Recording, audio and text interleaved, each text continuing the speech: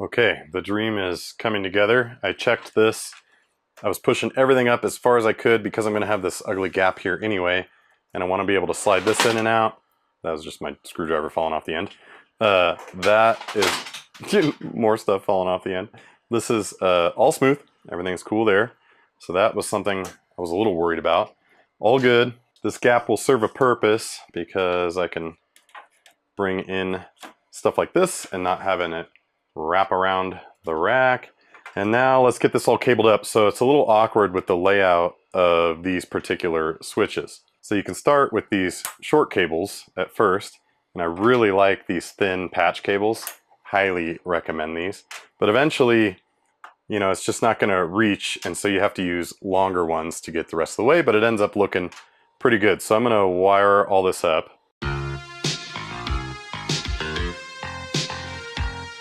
Right here is where it has to start getting a little longer so you can actually reach the end of the patch panel.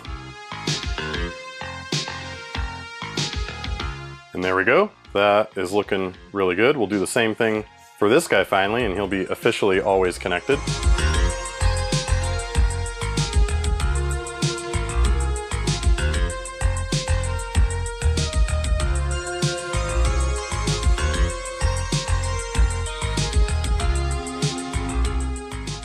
Looking really, really good. Let's deal with the Gigastat cables here. These interconnect all of this equipment, and they fell off the rack, so I can't really remember how I had them wired, but something to this effect, I think. Will it reach? Yes. So I just have to adjust where this is. Maybe I can sneak it on that little clip for now. Anyway, good enough. Look at that.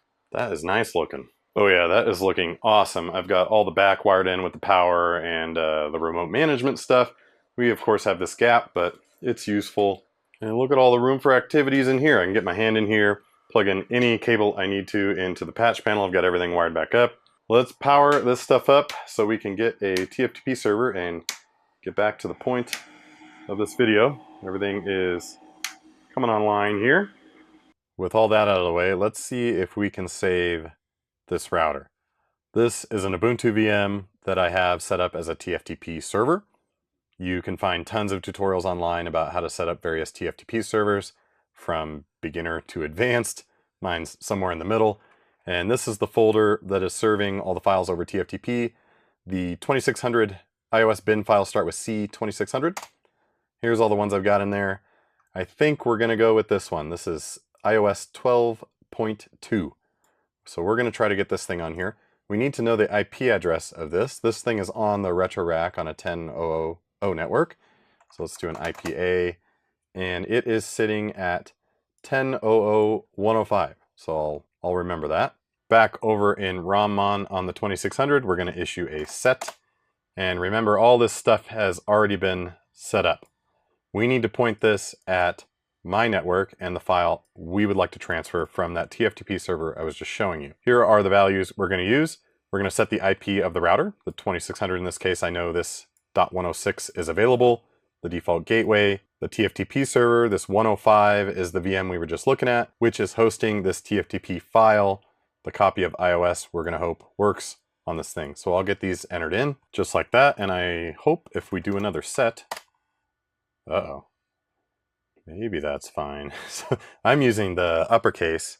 I don't know if iOS cares. Well, it must, because otherwise it wouldn't be showing me this lowercase stuff. I think you can unset some stuff. Yep, unset. No surprise there. So let's unset IP address and just see if that works. Yeah.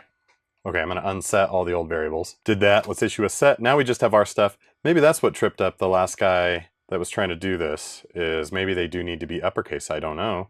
Because honestly, the default gateway being misspelled, I don't think it really matters in this case because we're on the same network. At any rate, let's plug the router in. This yellow cable goes into those switches we were just re-racking together on the RetroRack network. And right when I plugged it in, we have 100 megabit and a link light up. That is a really promising sign. Back over on ROMmon, let's do a help command again. And we want this TFTP download. I believe if we issue this, it's going to listen to those environment variables we just set. TFTP download. Yes, it is. Perfect, so it picked these up. It's got the right settings, and it's warning us that the flash will be lost if anything's on there. That is totally fine because we don't have anything interesting on there anyway. And with any luck, it's going to start transferring a file. Otherwise, we're going to have to do some network debugging here. Yes, that dot right there is a progress indicator. This might take a while. There we go, 2 dots. We're cruising. That's just gonna spit out some dots as it's transferring the file. I'll bring you back when it's done. Got too excited. ARP address resolution for 10.0.05 timed out. It can't find my TFTP server. Let me make sure this is actually on the network I think it's supposed to be plugged into. It's kind of a shame they don't give you a ping command. That would be very useful so I could see if I could reach that network. Wow, I got it working after trying a bunch of different stuff. Those dots we were seeing earlier were actually ARP attempts. It's trying to get the MAC address of the TFTP server. It finally succeeded, and there it goes, copying the bin to flash. You probably won't have to deal with what I was dealing with here, but while it's doing that, it's odd. I can hear clicking noises every time this is blinking and erasing some of the flash. It's kind of weird. So I was looking through the Cisco docs, and there is this TFTP retry count. It defaults to 7. I set it to 20, and that was enough for it to get the ARP for some reason. I did a bunch of other stuff that had no effect and wasn't necessary. So if you're getting these ARP failures and you're pretty confident that your network is sound and it's on the right one, you can check out this TFTP retry count. That's pretty nice. I was getting nervous. So the flash has been erased, and now it's programming the flash with the bin. I'm 99% sure this bin will work on this router. I didn't actually look it up. I'm pretty sure this is what I have on my other 2600. I'll let this finish, might take a moment. And it's done. Let's do a dir flash colon. And right there, we have the bin we just transferred over. I think it's reset. It's gonna restart the router, and hopefully it'll just boot into iOS 12.2. Let's see. Otherwise, this thing probably has some more serious problems. This is a good sign. Self-decompressing image. It's loading up that bin we just put in the flash memory. I'm feeling relatively good about this. It's coming up. We got Cisco iOS version 12.2. It knows it's got 2 serial network interfaces, the serial card and T1. T1's also called serial. And then a fast Ethernet interface. This is a really good sign. I'm going to say no to the initial configuration. Look at this. Should be called router. Yeah, okay, that's fine. Here we are. We can get into privilege mode. I am going to write out this blank factory configuration. And there we go. We have saved this router. I've done this before a couple times, but not on this particular router, so I didn't know the state it was in. Really exciting. I've never had to bump up that TFTP timeout before, so that's a good trick to have up your sleeve. Also, it didn't really end up helping, but it was nice to see. There's a TFTP verbose setting, and you can set it to the number 2, and it tells you everything about what it's doing. I happened to set this and the retry count at the same time, but worked out super nice.